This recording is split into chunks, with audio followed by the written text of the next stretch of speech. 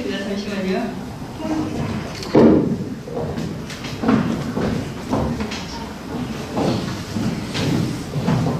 일단 먼저 해명을 하고 가겠습니다. 제가 수장들 중에서 나이가 제일 많아요. 그래서 지금 평촌 수장님 장난하려고 그러시는 거예요. 자, 일단 저 먼저 말씀을 드리겠는데요. 저는 이제 앞에서 이슬기 소장님이 우리 아이들이 훈련을 통해서 자기의 잠재력을 이렇게 키워나가고 있잖아요.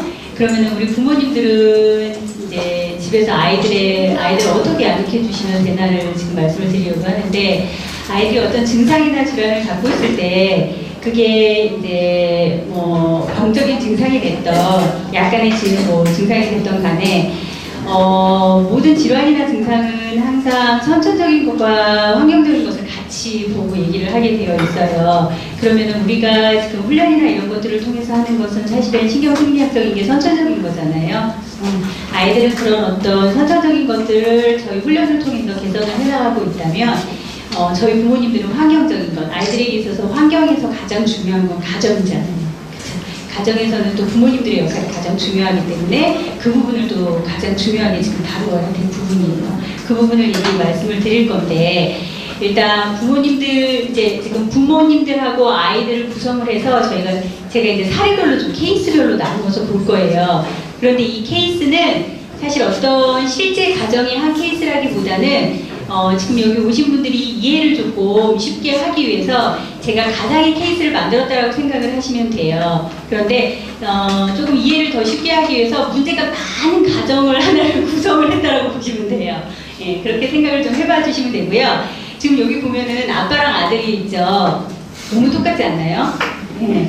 유전의 힘은 이렇게 무섭습니다. 이게 진짜 아빠랑 아들이에요. 예, 근데 이제 영양 상태가 조금 좋아서 아들이 조금 통통하죠.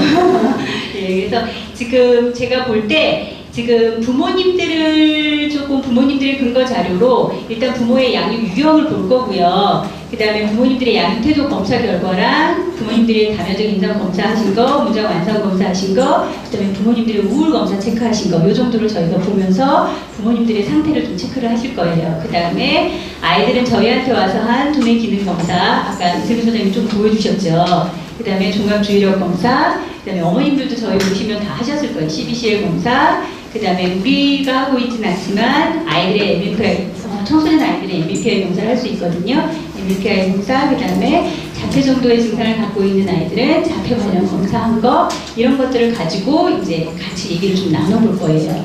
그리고 사례는 이제 먼저 부모님들의 양육 유형을 먼저 다루고 갈 건데, 여기 오신 부모님들도 본인들의 양육 유형이 어디에 해당되는지 먼저 좀 체크를 하고 가시면 좋을 것 같아요.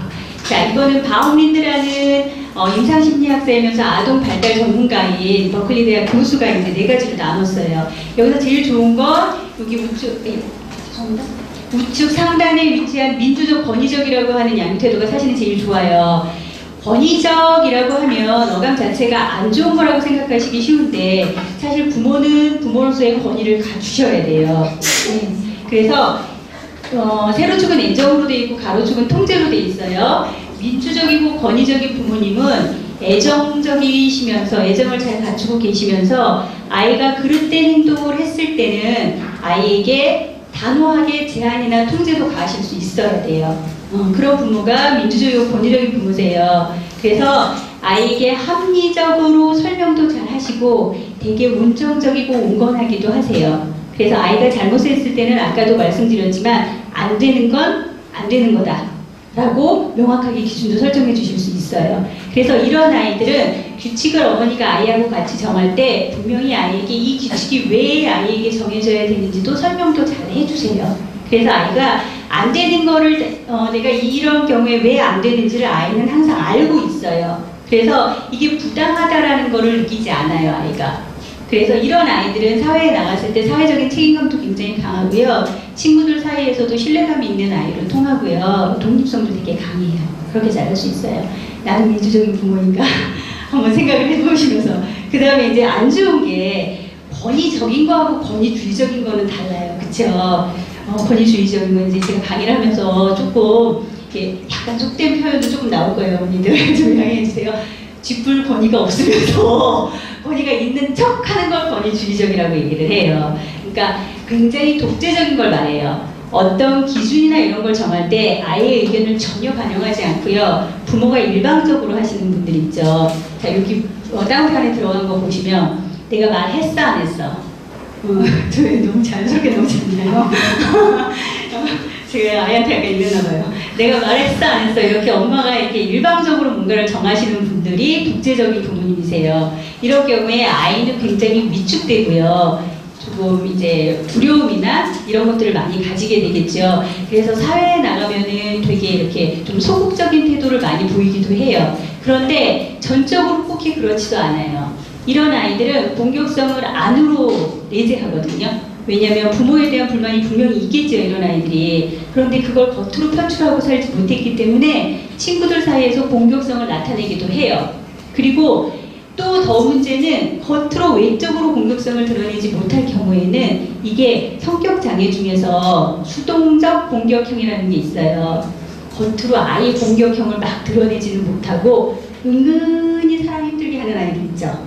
그걸 수동적 공격형이라고 얘기하거든요. 그런 식으로 공격성을 드러내기도 해요. 이런 아이들이. 그래서 문제가 많이 돼요. 그 다음에 위에 보시면 허용적, 수용적인 거 있죠. 사진 한번 봐주세요. 엄마 아빠 엄청 부시부시하고 있고 아이는 거의 폭군에 가깝죠. 예, 거의 왕이에요. 예, 이렇게 네가 하자는 대로 다 해줄게 이제 이러시는 분들이에요. 자, 이런 경우들이 상당히 많이 있어요. 이런 경우는 부모님들이 뭔가 모르게 내가 아이에게 굉장히 부족하다라고 생각하시는 부모님들이 많이 있는 것 같아요. 내가 부족하게 해주고 있다라는 생각이 많이 있으시고요. 또 내가 아이를 야단침으로 인해서 우리 아이가 위축되지는 않을까? 기가 죽지는 않을까? 이런 염려들을 하시는 것 같아요. 그래서 야단들을 안 치시는 것 같아요. 근데 사실 이렇게 되면 아이는 자기 전제력이나 통제력을 기를 수가 없어요. 그렇죠? 그렇기 때문에 부모님이 없는 사회적, 부모님이 안 계시는 사회적 환경에 나갔을 때 아이는 적응력을 기를 수가 없어요. 그래서 부모님이 안 계신 첫 번째 사회적인 환경이 어딜까요? 학교죠. 그렇죠? 학교에 나갔을 때 제일 먼저 문제가 발생을 해요. 그럼 이제 어머니들이 학교 보내면은 유치원에서는 안 그랬는데 학교 가니까 이상한 소리를 많이 들어요. 담임쌤이 이상한 것 같아요. 그런 얘기들 어머니들이 제일 먼저 많이 하세요. 담임쌤이 이상한 게 아니라 아이가 자기 절제력이나 통제를 못 길렀을 확률이 높아요. 그거 한번 생각해 보셔야 되고요. 그래서 이런 아이들은 친구들 사이에서도 사회적인 책임감이 많이 떨어질 수 있고요. 아이도 굉장히 힘들어요. 자기 절제력이 없기 때문에. 그 다음에 방임적이고 무관심한 부모님들, 이런 부모님들은 부모님들 자체가 자기 문제가 많으신 경우가 많아요. 자기 문제에 압도당해 있다 보니까 자녀에게 신경 쓸 수가 없어요. 그러다 보니까 아이는 부모에 대해서 되게 적대적이고 불만이 많겠죠. 이런 아이들이 청소년이 되면 일탈이나 비행이나 이런 것들을 많이, 그 다음에 반사회성 성격장애 이런 것들로 성장하는 게 쉬워져요. 자, 나는 어디에 해당되는가 일단 생각을 해보시고요. 그 다음에 이제 양육형을 갖고 케이스는 4가지 케이스를 볼 거예요. 자, 먼저 산만함이나 집중력 부족, ADHD 이런 거 유형에 속하겠죠. 이런 케이스의 가정을 하나 볼 거고요. 그 다음에 반항 행동을 가진 아이, 자녀를 둔 가정을 하나 볼 거고요. 불안 감각을 가진, 그 다음에 자폐 아스퍼거 성향을 가진 케이스를 볼 건데, 케이스는 첫 번째 케이스를 조금 중점적으로 볼 거고요. 왜냐하면 이 케이스는 정말 깊이 있게 들어가려면 할 얘기가 굉장히 많아요. 근데 지금 시간이 너무 부족해서 그렇게 깊이 있게 다 보기는 너무 어렵고요. 케이스들은 조금 그냥 간단하게 보고요. 포인트만 제가 조금 찍어가지고 갈게요. 그렇게 하고 중간중간 양육 팁들을 하나씩 얘기 나누는 걸로 하겠습니다. 자, 산만한 집중력부터 볼게요. 자, 이 가정은 당연히 아이는 집중력과 조절력의 문제를 가지고 있는 아이였어요. 그리고 부모님의 양육 태도 두 분이 일관적이지 않으셨어요. 제가 이거는 또 말씀드릴 거예요. 그 다음에 주 양육자가 엄마셨는데 엄마가 굉장히 높은 우울감을 가지고 있었어요. 그 다음에 부부 갈등으로 인한 IP 가능성이라고 했는데 IP가 뭘 의미하는지 제가 뒷부분에서 설명을 드릴게요. 그 다음에 이 가족은 일관성 있게 가족들이 가지고 있는 규칙 자체가 없었어요. 자, 이런 것들을 한번 살펴보시면서 볼 거예요. 아까 이슬기 선생님이 보여주셨죠. 뇌파 검사한 거. 자, 아이가 산만함과 조절력에 문제가 있다라고 그랬어요. 자, 전두엽 보세요. 아까 전두엽 말씀해 주셨죠, 윤 선생님이. 전두엽에 서파라고 얘기하는 느림파가 굉장히 빨갛게 많이 나오고 있죠. 전두엽 기능의 활성화 굉장히 떨어져 있는 아이예요. 조절력과 주입 중에 문제가 있는 아이라는 거 알 수 있죠. 자, 선천적으로 아이는 이런 거에 문제를 갖고 있었고요. 자, 주의력 검사 결과 좀 봐주세요. 붉은 흙이 아주 그냥 붉게 물들어 있었죠. 주의력 상당히 문제 많은 친구였어요. 예, 일단 아이는 이런 문제를 가지고 있는 친구였는데 이거는 아이의 선천적인 문제고요. 이제 부모님들의 문제를 볼게요. 부모님 두 분이 양육태도 검사하신 거예요. 빨간 게 어머니 검사 결과고요. 파란 게 아버님 검사 결과예요. 검사 결과 어떤가요? 어떻게 보시기에도. 그쵸. 완전히 곡선 자체가 반대로 가고 계시죠. 자, 여기서 이제 부모 양육 태도를 말씀을 드릴게요. 부모님들하고 상담을 해보시면 이런 말씀들을 많이 하세요. 어머니 이제 내가 조금 아이한테 되게 무섭게 하거든요. 그렇기 때문에 아빠한테는 좀 아이한테 좀 이렇게 잘 아이 편에 서서 좀 이렇게 허용적이게 해주라고 제가 얘기를 했어요 라고 얘기를 하세요. 그렇게도 많이 하시죠. 그리고 예를 들어 엄마가 아이한테 엄하게 못해요. 엄마가 조금 마음이 약하세요. 그래서 아빠는 조금 엄하게 잡아달라고 얘기를 했어요 라고 얘기를 하세요. 자, 그렇게도 많이 하시지 않나요? 안 되세요. 자, 전문가들이 말씀하실 때 양육 태도에 있어서 제일 좋은 거 아까 뭐라 그랬어요? 네 가지 중에서 예, 민주적인 양육 태도가 제일 좋기는 해요. 네 가지 유형 중에서 아빠, 엄마 두 분 다 민주적이셔야 가장 좋아요. 그런데 제일 안 좋은 건 뭐냐면 두 분이 양쪽 방향으로 엇나가시는 거예요. 예를 들어 한 분은 권위주의적이시고 한 분은 허용적이시고 이게 제일 안 좋으세요. 그나마 그냥 두 분 다 민주적이신 게 제일 좋지만 그나마 차선으로 하시려면 두 분 다 권위주의적이시든지 두 분 다 허용적이시든지 차라리 그게 낫지. 한 분은 권위주의적이시고 한 분은 허용적이시고 이렇게 가면 아이는 어느 장단에 맞춰서 춤을 춰야 될지 몰라요. 아이는 너무 혼란스럽고요. 그 다음에 더 안 좋은 건 뭐냐면 아이가 소위 줄을 타기 시작해요. 너무 눈치를 보기 시작한다는 거예요. 어떤 상황에서는 엄마, 어떤 상황에서는 아빠 이렇게 가기 시작해요. 아이는 끊임없이 눈치를 보기 시작하고요. 분위기를 타기 시작하거든요. 이게 가장 안 좋은 양육 방식이에요. 그러니까 아이를 양육하실 때는 아이에게 기준을 잡아주시기 전에 부부가 먼저 협의를 하세요. 아버님, 어머님이 먼저 대화를 하시고요. 저희 목동 어머님, 아버님은 저한테 이 얘기 굉장히 많이 들으셨을 거예요. 두 분이 먼저 대화를 하셔서 자, 너와 내가 어떻게 양육을 할 것이냐 먼저 대화를 하시고요. 두 분이 먼저 기준을 확실하게 잡으시고 똑같이 가셔야 돼요. 아이한테.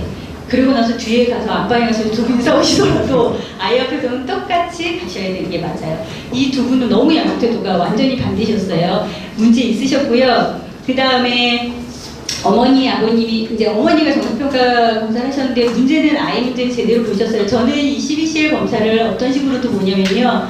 어머니가 아이에 대해서 얼마나 잘 파악하고 계시나로도 척도로도 사용을 해요. 그런데 아이 ADHD 주의집중 문제 굉장히 많이 있는 것 같다라고 어머니가 체크를 하셨어요. 네, 제대로 보고 계시기는 해요. 그런데 예를 들어 객관적인 검사 아까 앞에서 본 것처럼 이렇게 주의력 검사나 뇌파 검사 결과상 이렇게 아이는 객관적으로 문제를 많이 가지고 있음에도 불구하고 어머니 CBCL 검사 결과는 전혀 문제가 없다라고 어머니는 체크를 하시는 경우들도 있어요.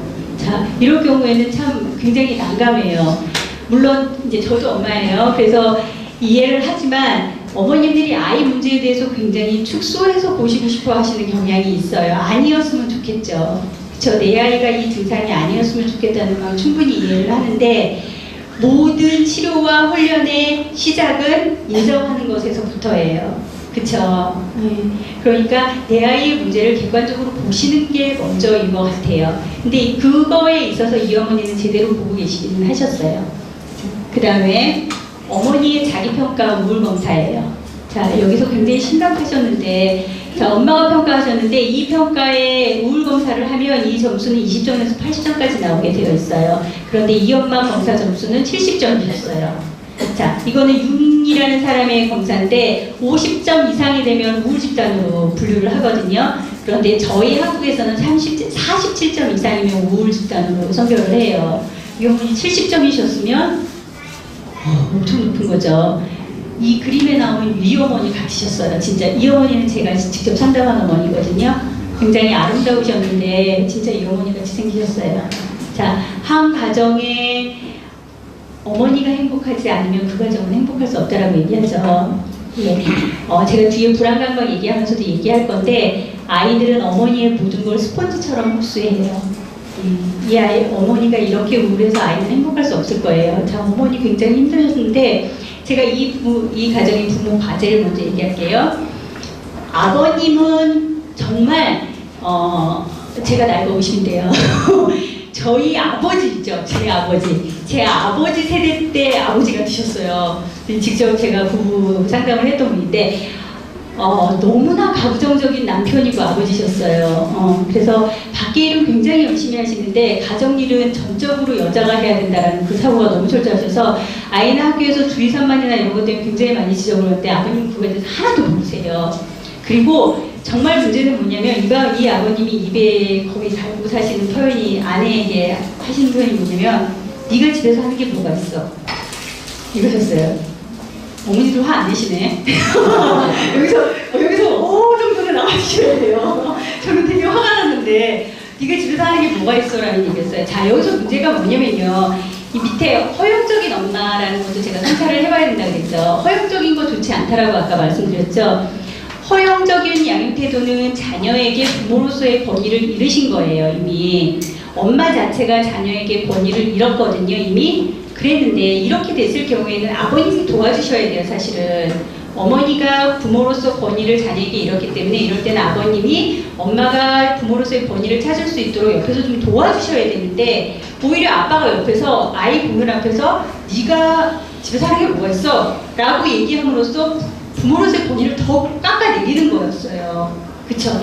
엄마는 자녀에게 전혀 권위를 찾을 수가 없는 상태였어요. 그리고 아빠는 가정일에 전혀 손을 안 댔잖아요. 이 아이는 누가 도대체 권위를 갖고 케어를 하냔 말이죠. 그러니까 그냥 자기 멋대로 절제력도 없는 아이가, 아까 신경생리학적으로 자기 조절력도 없는 아이였잖아요. 그냥 막 마구마구 정말 난장판이었죠. 학교에서 계속 지적받고, 그쵸? 아무도 이 아이를 어떻게 관리해줄 수 있는 상황이 아니었어요. 컨트롤이 전혀 되지 않았어요. 그런데 더 문제는 이 아버지가 하는 그런 아이 앞에서 보여주는 엄마한테 그런 식으로 네가 집에서 하는 게 뭐가 있어 라는 식으로 무시하는 그런 태도를 아이가 더 성장하면은 그대로 모델링 한다라는 거예요. 아버님한테도 그대로 할 거예요. 아이는 그걸 그대로. 그러니까 굉장히 그 문제가 되는 태도라는 거죠. 그 다음에 부부 갈등에서 제가 아이 피하는 거 아까 얘기를 하겠다라고 말씀드렸죠. 이건 가족 치료에서 나오는 개념인데요. 조금 어렵기는 한데 이해를 한번 해봐 주셨으면 좋겠어요. Identified Patient라고 그래서 확인된 환자, 확인된 내담자라는 표현을 해요. 그러니까 예를 들어서 상담이나 치료나 훈련에 얘가 문제예요 라고 그래서 데리고 오는 애들 있죠. 그러니까 여기서는 이 아이가 되겠죠. 그런 사람을 말해요. 그런데 사실은 이 가정에는 이 아이 말고 가정 자체에 오래된 문제가 있다라는 거예요. 그런데 단지 확인돼서 데리고 온 내담자가 이 아이일 뿐이라는 얘기예요.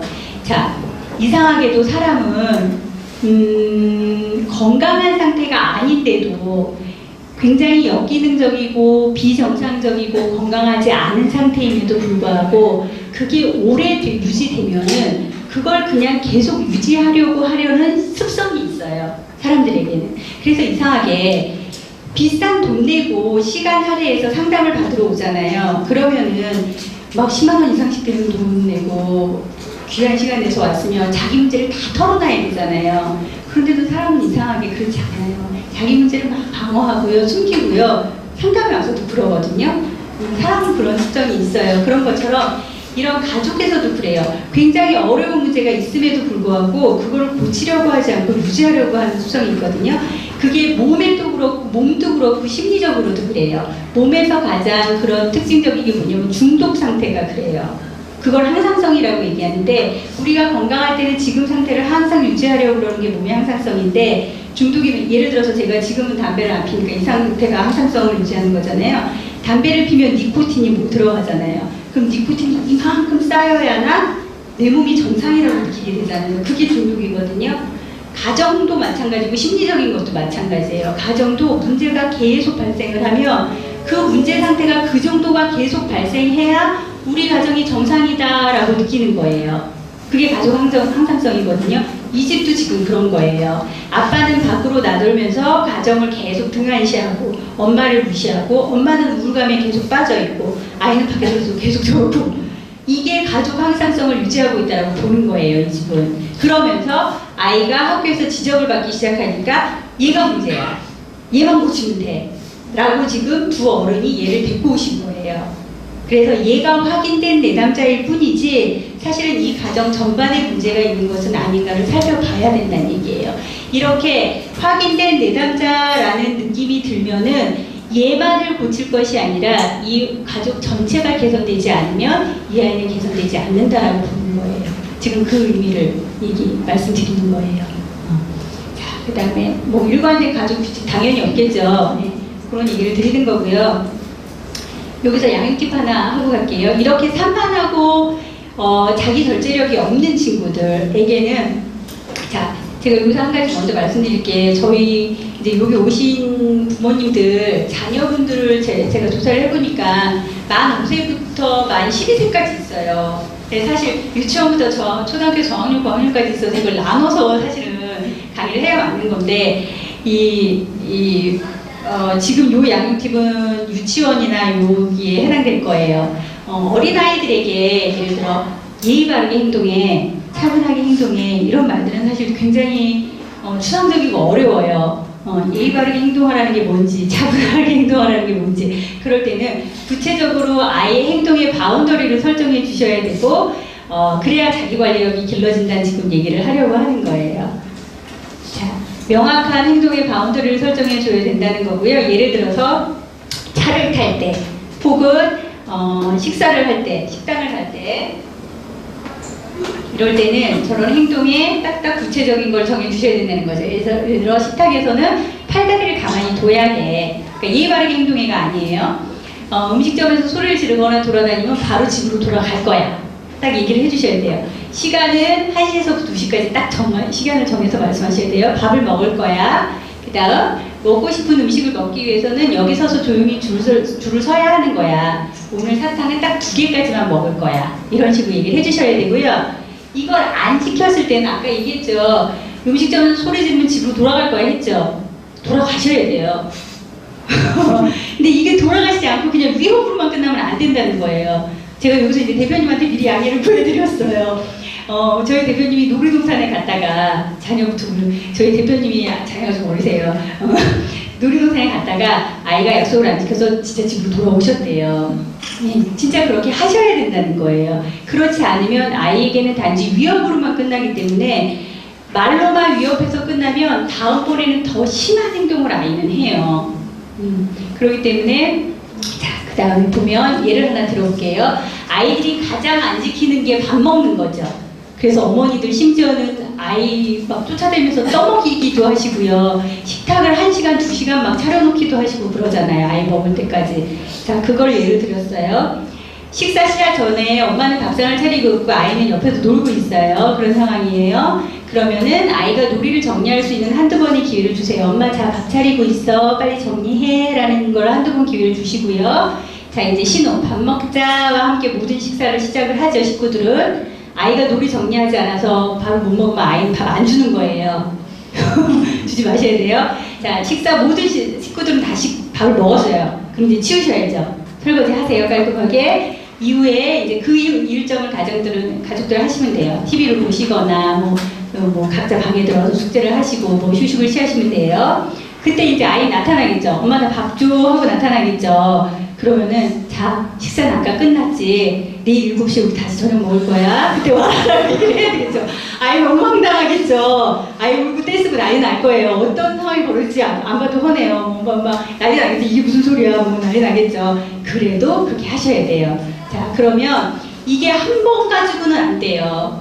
이런 일들이 이제 며칠 계속 반복이 될 거예요. 그렇게 되고 나면 아이는 자기가 한 행동에 대한 그 결과가 뭔지를 이제 알게 돼요. 한 번 갖고 안 된다고 분명히 말씀드렸어요. 자, 여기 한번 읽어볼게요. 부모님들은 어떻게 그런 잔인한 일을 하느냐면서 고개를 내젓는다. 그러나 한두 끼 굶겨서 부모 가슴이 찢어지게 아파도 이를 실행할 용기가 있으면 부모는 자녀에게 미래지향적인 자기 절제력이라는 배 한두 번 고픈 것과는 비교조차 하기 어려운 소중한 선물을 주는 참사랑을 실천하게 된다. 라고 박은하 소장이 아니라 하버드 카운셀링 센터에서 교수님들이 얘기를 하셨어요. 이건 근데 정말 중요해요. 예. 그리고 다시 말씀드리면 저도 아이를 키워봐서 알지만 이게 한두 번 반복돼서 되는 게 아니기 때문에 굉장히 어머님들이 힘들기는 하세요. 그런데 하면 되는 건 맞아요. 그래서 이 어머니들 식사 가지고 실갱이 하시는 분들 많은 거 알거든요. 식사, 그 다음에 일상생활에서 뭐 양치질, 목욕하고 자는 거, 잠자는 시간 이런 거 가지고 되게 실갱이 많이 하시잖아요. 그거 반드시 된다는 거고요.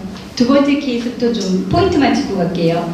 이 아이는 반항행동인데 학교에서 학폭위가 열렸어요. 폭력적인 행동 때문에. 그래서 학폭이 열리는 아이들은 대학교육으로 오기도 하거든요. 대학교육 넘어와서 상담으로 넘어왔던 아이고요. 부모님들 양태도 비일관적인데 여기 또 할머니까지 계세요. 성인 세 분이 다 비일관적이셨고요.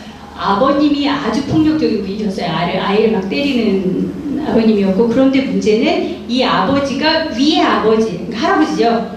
할아버지한테 그 폭력을 그대로 대물림하셨던 케이스예요. 할아버지 돌아가셨는데, 그리고 문제는 엄마랑 그 시어머니, 조모라고 쓴 시어머니 사이에 고부 갈등이 엄청 심했고, 아빠, 엄마, 할머니 세 어른 중에 어느 누구도 이 아이를 제대로 케어하실 수 있는 분이 없었어요. 정말 죄송한 일인데 이 아이는 제가 대학 교육을 했어요. 그런데 정말 죄송한 표현인데 세 어른보다 이 아이가 훨씬 낫어요.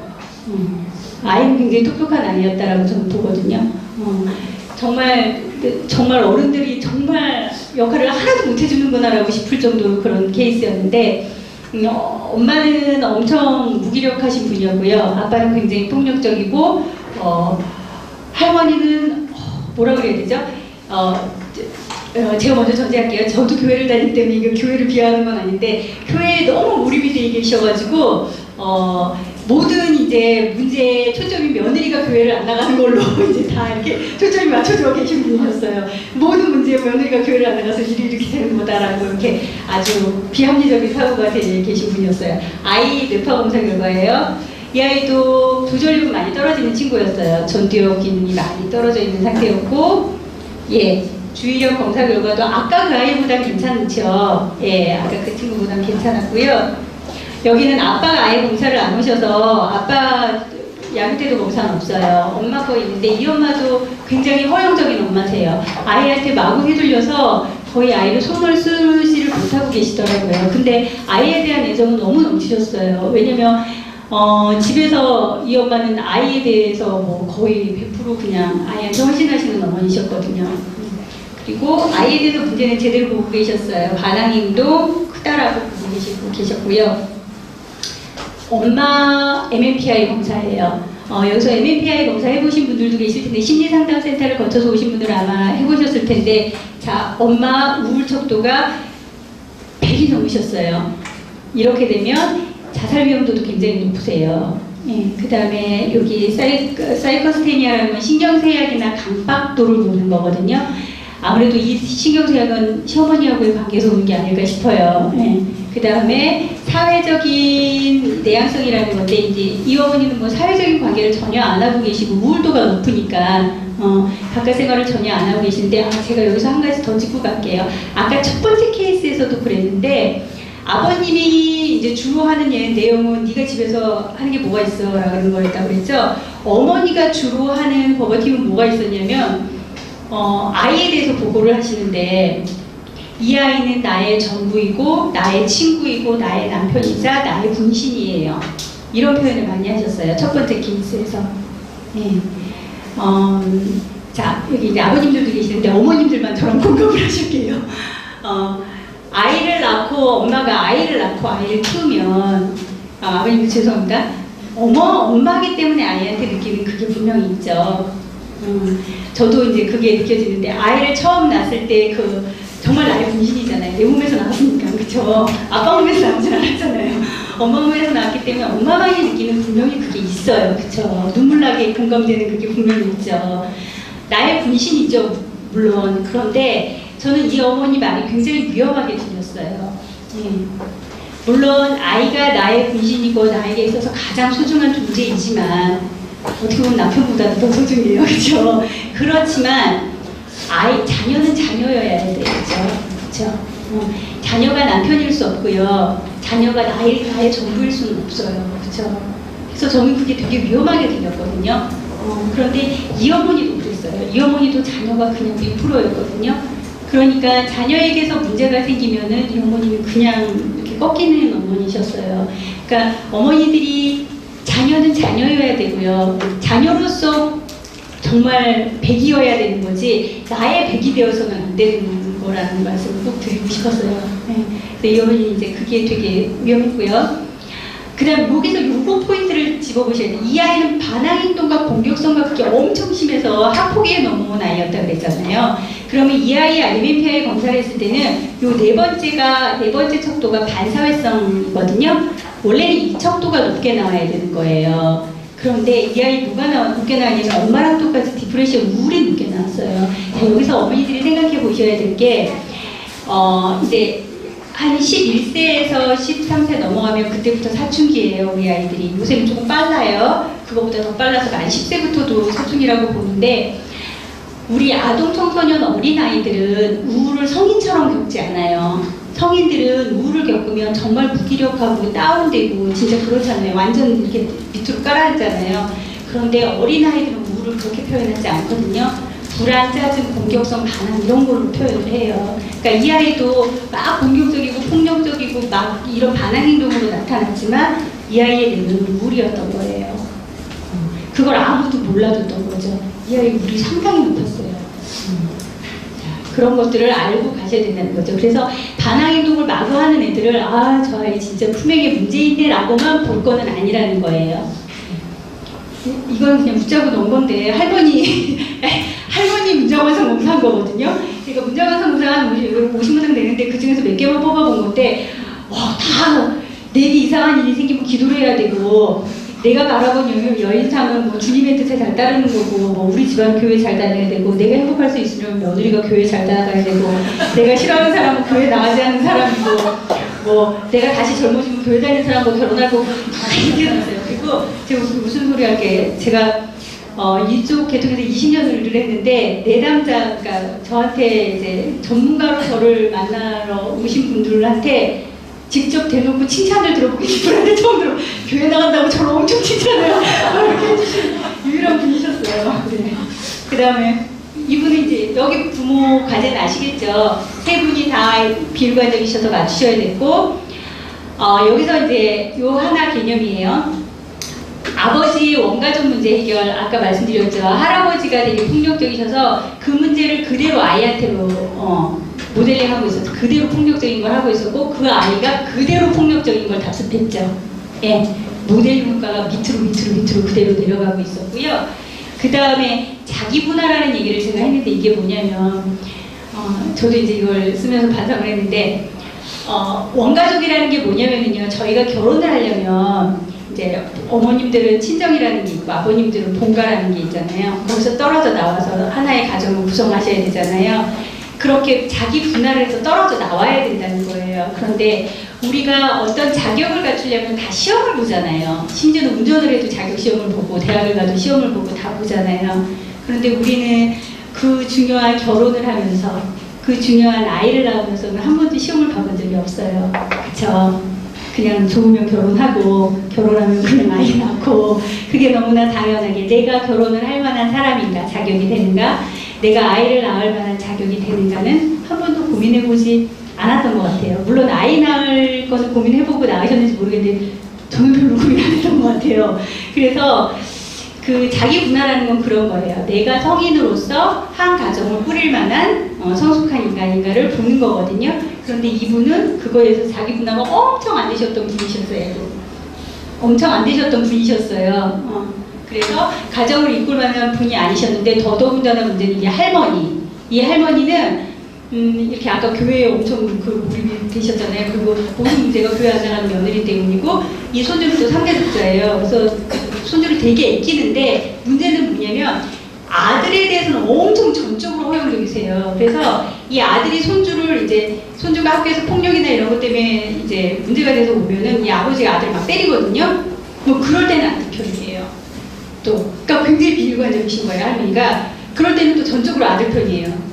막 때릴 때는 아들 편이에요. 그러니까 이 아이가 상담을 받을 때 자기는 이 세상에 아버지가 죽도록 싫대요. 죽이고 싶을 정도로 싫다고 그랬어요. 그런데 그것보다 더 싫은 게 할머니래요. 그래서 전 죽이고 싶을 만큼 싫은 것보다 더 싫은 건 어떻게 싫은 거지?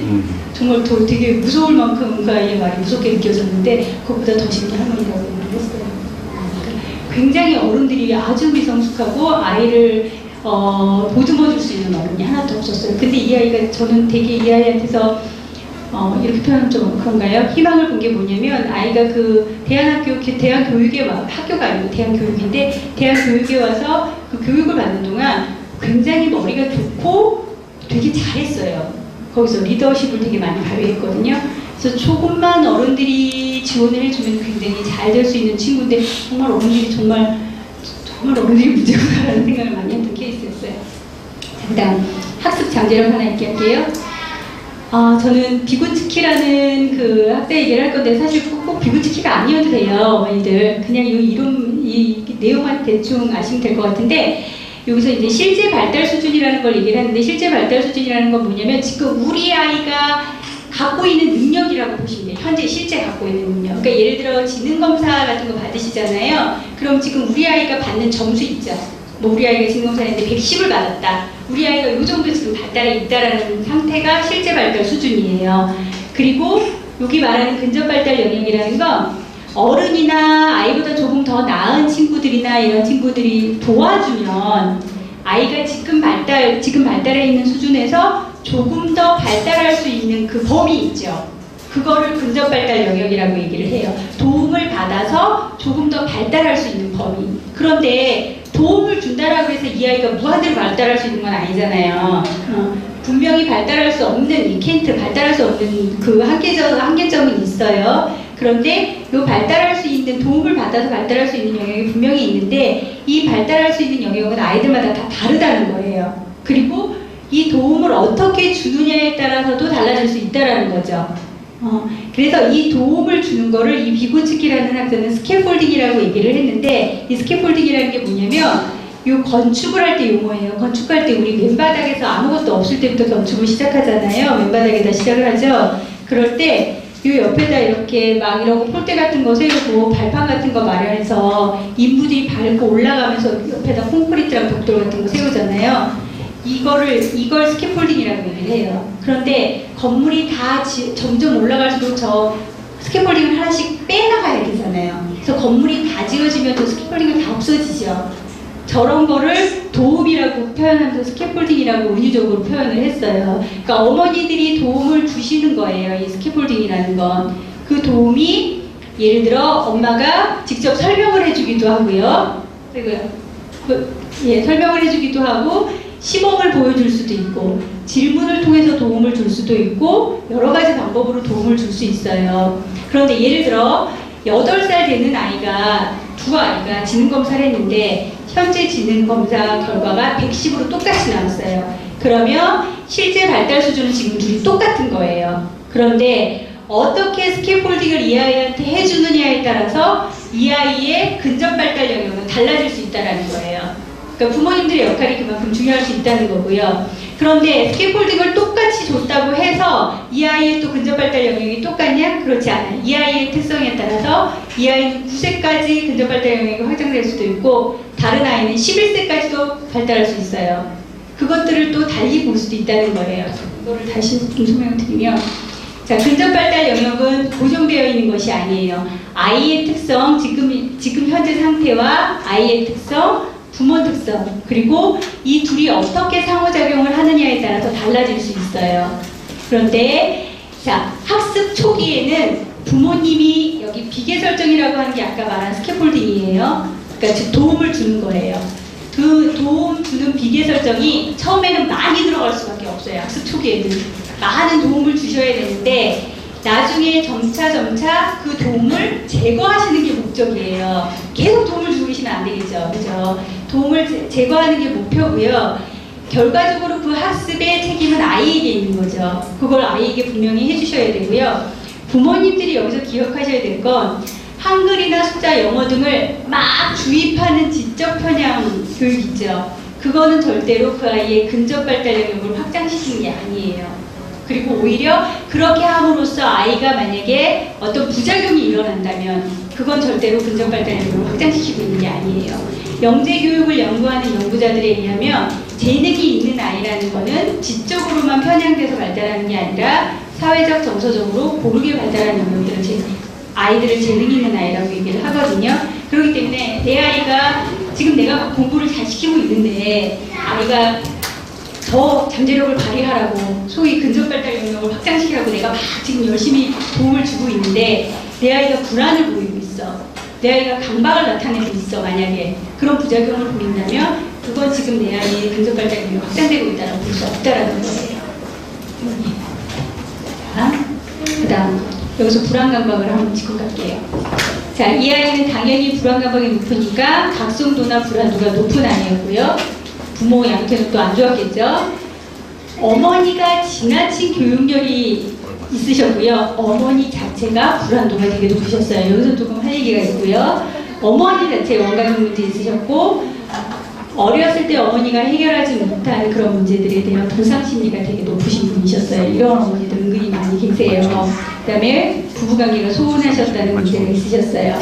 자, 아이 검사를 해볼게요. 얘는 전두엽이 너무 활성화가 떨어졌다거나 이런 문제는 안 보이네요. 그렇죠? 얼핏 보셔도 아시겠죠, 이제. 그런데 여기 가서 보시면 되게 빠른파인데 양측두엽 귀 있는 데죠. 측두엽이 빠른파가 되게 많이 나오는 거 보이시죠? 예, 이게 불안이나 이런 것들을 얘기해요. 이 아이는 불안도가 상대적으로 신경생리학적으로 원래 높은 아이예요.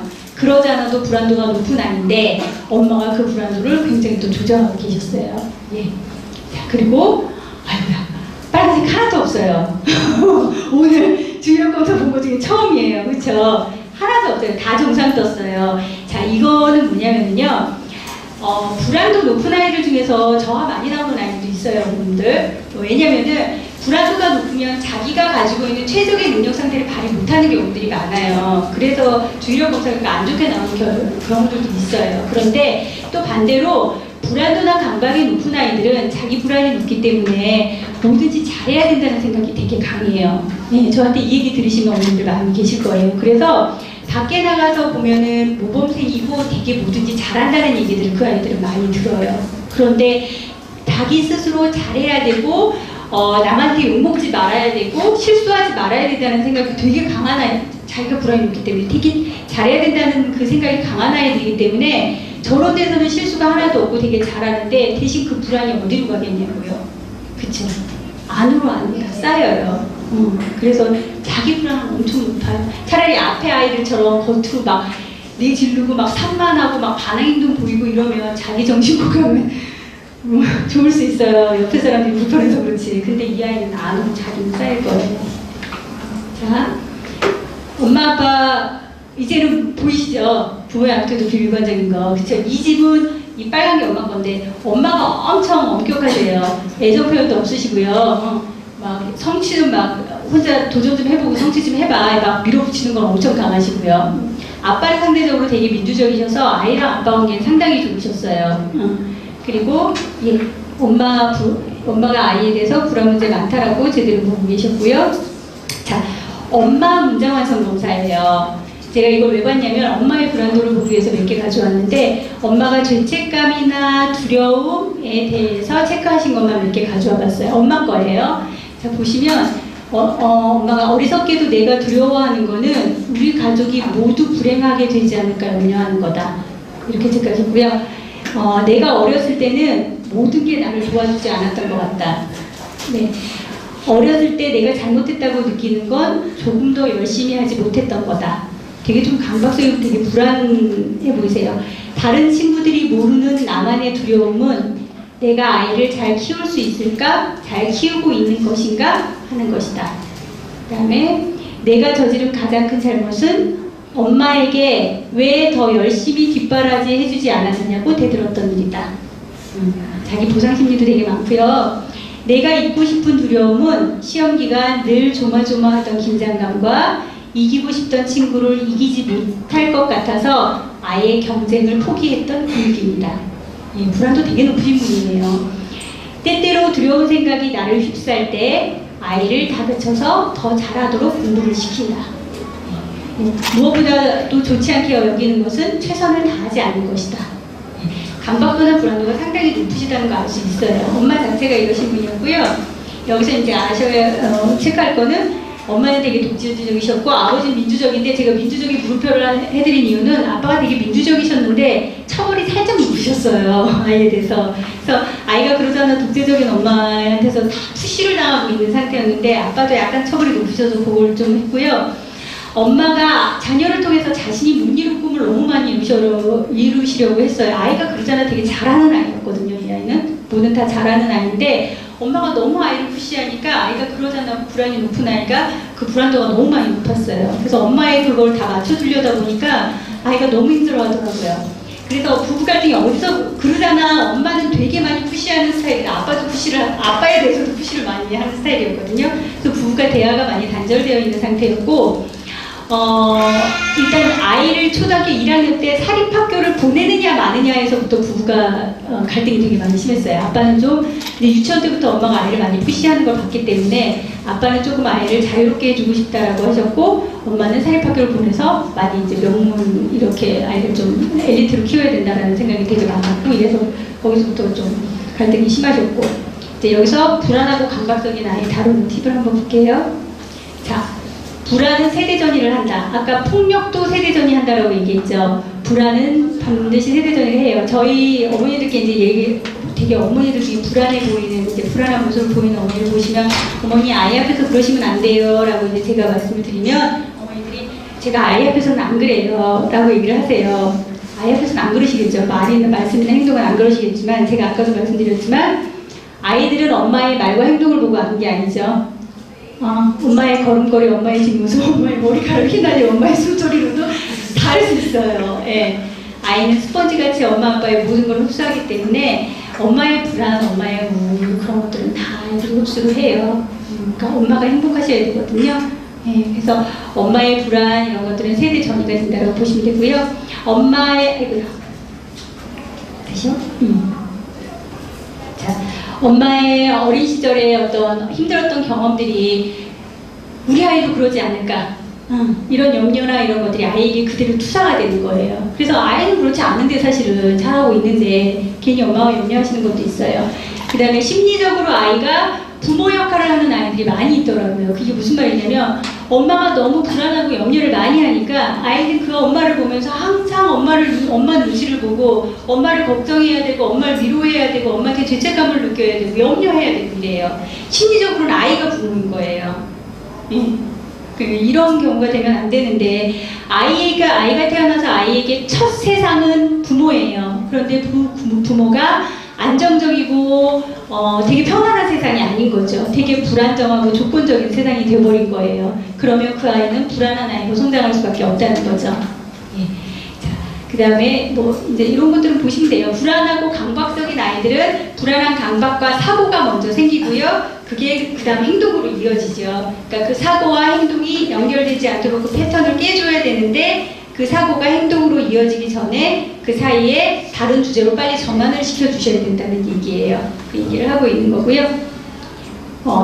어머니들 타임아웃이 뭔지 알죠? 저희가 앉아서 이렇게 앉아있는 거잖아요. 근데 이제 이 타임아웃이 조금 잘못 이해를 하고 계신다는 건데, 타임아웃이 너 저기 가서 앉아있어 벌써, 이게 아니고, 원래 타임아웃이라는 건 평상시에 부모님들이 아이가 굉장히 잘하고 있을 때 애정 어리게 격려를 잘 하시고 지지를 잘 하시고 이런 것들을 평상시에 잘 하고 계셔야 된다는 거예요. 그러다가 아이가 뭔가 그릇된 행동을 했을 때 그걸 걷어들이는 게 타임아웃이에요. 예, 그렇기 때문에 평상시에 그걸 잘 못하고 계시면 타임아웃이 의미가 없어요. 그거 잘 못하고 계시면서 야 너 저기 가서 앉아있어, 이건 타임아웃이 아니라는 거예요. 그래서 평상시에 아이의 행동, 잘하는 행동을 잘 지지해 주시고 강화해 주시고 잘 격려해 주셨던 부모님들이 아이가 뭔가를 못했을 때 그걸 살짝 걷어들이는 의미가 타임아웃이라는 의미를 드리는 거예요. 살짝 그렇게 하고요. 자, 마지막으로 자폐 아스퍼거 할게요. 자폐 아스퍼거는 대표적인 사회성 장애죠. 예, 사회성 문제가 있는 아이였고 부모 양태도 문제 있으셨고 가장 큰 문제는 자폐 성향에 대해서 이해를 못하고 계시는 부모님이셨어요. 근데 사실 아버님은 이해를 못하고 계셨지만 어머님은 이해를 하고 계셨거든요. 근데 중요한 건 아까 처음에 서두에 말씀드렸던 것처럼 인정을 안 하고 싶어 하셨어요. 그래서 학교랑 너무 많은 갈등을 빚으셨어요. 1학년에 들어갔는데 유치원에서는 그런 얘기를 못 들어보셨다는 거죠. 우리 아이에 대해서 유치원에서는 그런 얘기를 들어본 적이 없는데 학교 들어갔더니 선생님이 자꾸 아이에 대해서 이상하다고 얘기를 한다는 거예요. 담임 선생님이 이상하다고 이제 어머님은 계속 얘기를 하시는 거죠. 근데 나중에 이제 어머니하고 깊이 얘기를 해보니까 어머님은 아이의 자폐 성향에 대해서 어느 정도 인지를 하고 계셨어요. 아이 발달 문제를 보이는 이제 그런 특성을 높아서 보이고 있었고요. 주력 검사는 당연히 주력 검사는 못했고요. 어머님 아버님 비일관적인 양태도 보이셨고요. 예, 자폐 성향이 있고 사회적 미성숙하고 주의집중 문제 있다고 체크하셨어요. 그 다음에 자폐 척도 검사를 2가지를 했는데 보시면은 상동행동도 있는 친구였고 의사소통에도 문제가 있었고 상호작용에 당연히 문제 있었어요. 그 다음에 이쪽 자폐 검사는 여기 보시면 2개의 척도가 있는데 점수도 2개가 나왔는데 중간 척도로 나온 자폐 척도, 중간 척도로 나온 거는 어머니가 체크하신 거고요. 조금 더 심한 정도로 나온 건 제가 체크한 거였어요. 확실히 어머니들이 조금 덜 체크를 하세요. 자, 그 다음 이 과정에서는 이제 아까 말씀드린 것처럼 2분의 양육태도 문제 있으셨는데 아버님은 전혀 자폐라는 거를 인지를 못하고 계셔서 아이가 자폐 성향 이상한 이제 뭐 상동행동이나 이런 거 보이잖아요. 그럼 아빠는 이상하다고 생각하니까 막 때리셨어요. 그래서 문제가 많으셨고 질환이나 증상, 자폐 질환이나 증상에 대한 이제 교육이나 이해가 이분에게 특히 필요했고 자 여기서 제가 이제 학교하고의 갈등에 대해서 잠깐 말씀을 조금 드릴게요. 일단 어머님들이 이제 오시면은 학교 담임선생님들하고 갈등을 빚는 경우들이 조금 많이 있으세요. 그리고 이제 유치원하고 학교의 차이 이런 것들에 대해서 많이 말씀을 하시는데 유치원은 보육기관이죠, 어머님들. 그리고 학교는 교육기관이잖아요. 그러니까 사실 유치원 선생님들은 아이에 대해서 그렇게 객관적으로 냉정하게 얘기해 주실 의무가 사실은 없으세요.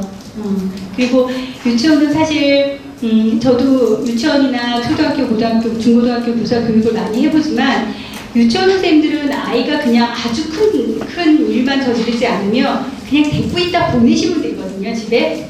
그렇기 때문에 아주 큰 문제를 일으키지 않는 이상 어머님들한테 그닥 얘기를 많이 안 해주세요. 그냥 웬만하면 잘 하고 있어요 라고 얘기하세요. 유치원 교사 교육해보면 선생님들도 그렇게 얘기하세요. 그런데 학교 선생님들은 어쨌건 얘기를 해주셔야 되거든요. 교육적인 차원에서라도 얘기를 해주셔야 되기 때문에 유치원 때 얘기를 못 들었던 보고 내용을 학교 가서 듣게 되시는 경우들이 많이 있으세요, 어머님들. 그런데 만약에 유치원 선생님들 중에서 어머니들에게 이거 어머니 좀 이런 거 같아요 라고 얘기를 해주시잖아요. 그럼 제 생각엔 오히려 고맙게 생각을 해주시는 게 맞을 것 같아요. 왜냐면 생각을 해보세요. 유치원 선생님들 중에는 제가 엄마라도 유치원 선생님이 그렇게 얘기하면 기분 나쁘면 유치원 바꿔버리면 되잖아요. 어린이집 바꿔버리면 되는 거잖아요. 어린이집 입장에서 손해일 수 있거든요. 얘기하기 되게 어려워요. 그런데 얘기를 해주셨다라는 건 어떻게 보면 정말 문제가 있어서 얘기를 한 거거든요. 그러니까 어렵게 얘기하셨을 거예요. 그러니까 유치원 선생님이 얘기해 주신 건 한 번 정도는 생각을 해보시는 게 맞을 것 같아요. 그리고 학교 선생님하고는 물론 학교 선생님들 중에서 까칠하실 수 있는 거 맞아요. 그리고 조금 더 여유로운 선생님이 있으신 거 맞아요. 그러니까 여유로운 선생님이 봐주시면 더 좋기는 하겠죠, 사실. 근데 그거는 정말 뭐 어쩔 수 없는 거잖아요. 어떤 선생님이 걸릴지 모르는 건데 우리 아이가 더 넓은 사회에 나갔을 때 정말 여유로운 사람만 만나리라는 보장은 없잖아요. 그렇죠? 그러니까 우리 아이가 어디를 가도 잘 적응할 수 있는 게 사실 우리 아이의 과제예요.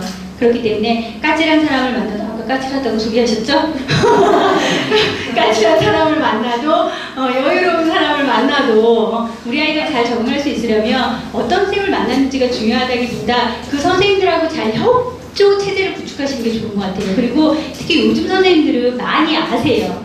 이런 질환이나 증상이나 훈련이나 여러 가지들 많이 아시기 때문에 선생님들한테 얘기를 하시고 협조를 구하시는 게 사실 중요한 것 같아요. 그 다음에 여기서 마지막으로 제가 개인 발달 관계 중심이라고 얘기한 거 뭐냐면은 어머니들 중에 이제 훈련을 특히 이렇게 꼭 자폐뿐만 아니에요. 훈련하다 보면 같이 이제 비슷한 질환을 갖고 있는 아이들, 증상을 보이는 아이들 있잖아요. 어떤 아이는 무슨 훈련하는데 우리 아이는 왜 안 해요? 이렇게 질문하시는 분들이 있으세요. 아까 이슬기 선생님 얘기하셨잖아요. 같은 질환명을 갖고 와도 다 다르다고요. 그러니까 이거는 학원이 아니잖아요, 여기는. 그렇기 때문에 같은 ADHD 진단, 같은 자폐 진단을 받아고 와도 아이들마다 다 증상이 달라요. 같은 자폐 진단을 받았는데도 아까 말씀하신 것처럼 어떤 아이는 사회성이 되게 떨어지고요. 어떤 아이는 상동행동 하나도 없고요. 어떤 아이는 언어 엄청 잘 되고요. 다 다르거든요. 그렇기 때문에 훈련도 다 다를 수밖에 없고요. 접근하는 방법도 다 달라요. 그렇기 때문에 다른 아이들하고 절대 비교하지 마시라는 거예요. 내 아이의 증상이 가장 중요해요. 내 아이가 뭘 불편해하는지가 가장 중요하다는 거예요. 그거 말씀드린 거고요. 마지막에요. 템퍼텐트럼 저는 웬만하면 영어 안 사용하려고 그러는데 이거는 분노 발작이에요.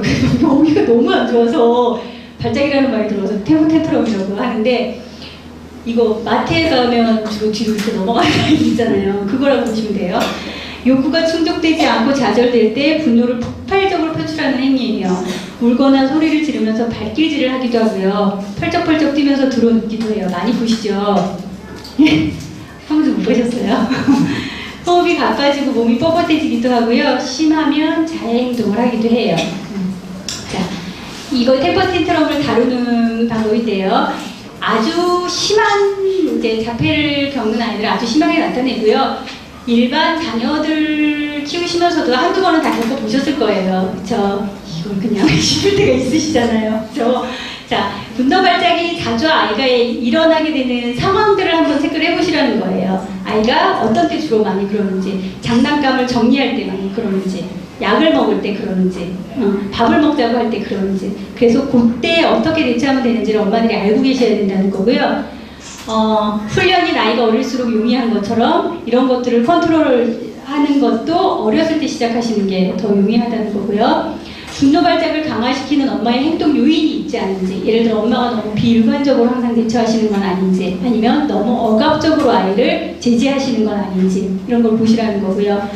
필수적인 대안을 제시하라는 건 뭐냐면요. 야, 너 이렇게 하면, 아이가 막 분노 발작을 템퍼텐트럼을 일으키고 있어요. 너 이렇게 하면 안 돼? 라고 했을 때, 그럼 이렇게 하면 안 되고 어떻게 하면 되는지 를 반드시 대안을 제시하시라는 거예요. 그래서 다음에 유사한 상황이 왔을 때 아이는 그게 아닌 다른 어떤 걸 해야 되는지를 알려주시라는 거죠. 그 다음에 의도적인 무시는 모든 전문가가 아이가 때를 부릴 때 이거를 하시라고 말씀하죠. 예, 의도적으로 무시하라는 거죠. 이거 정말 소위 속된 말로 쌩까라는 게 아니고요.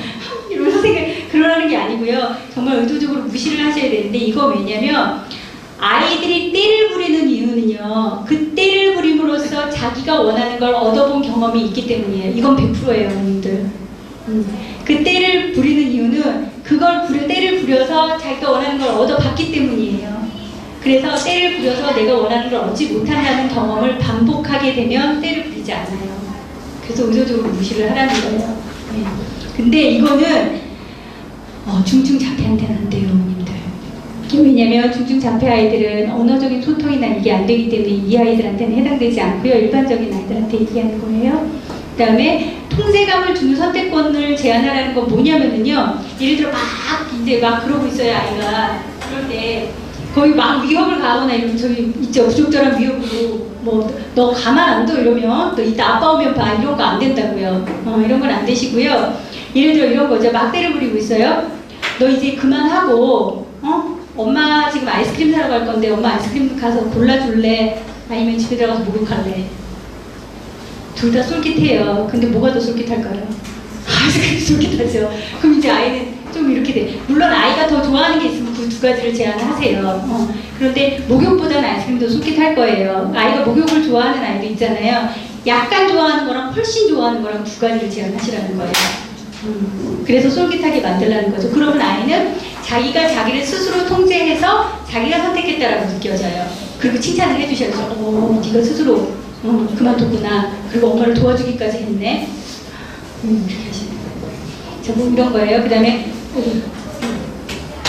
마음이 급해서 그 다음에 감정 표현 가능한 의사소통, 뭐 말을 못하는 아이들이 있을 수 있잖아요. 그러면은 자기가 소통 가능한 방법들을 어머니하고 좀 만드셔야 된다는 거고요.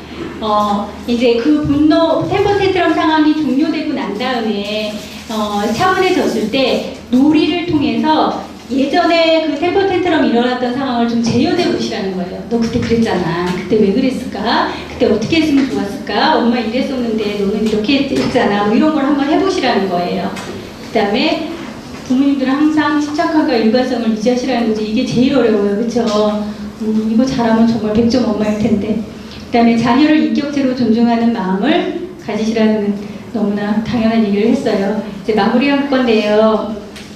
이거 한번 할게요. 어린 자녀에게 부모는 절대 무너지지 않는 산과 같아야 하고, 청소년 자녀에게 부모는 넘지 못할 산이 되어서는 안 된다. 자, 이게 무슨 말이냐면요. 어린 자녀에게 부모는 무너지지 않는 산이어야 해요. 어린 자녀는 부모를 끊임없이 도전하고 끊임없이 시험해요.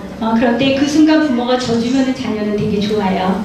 그죠? 엄마 막 시험하고 막 엄마한테 막 떼부려요. 그럴 때 엄마가 져주면 되게 좋아요. 아이는 그 순간에. 그쵸?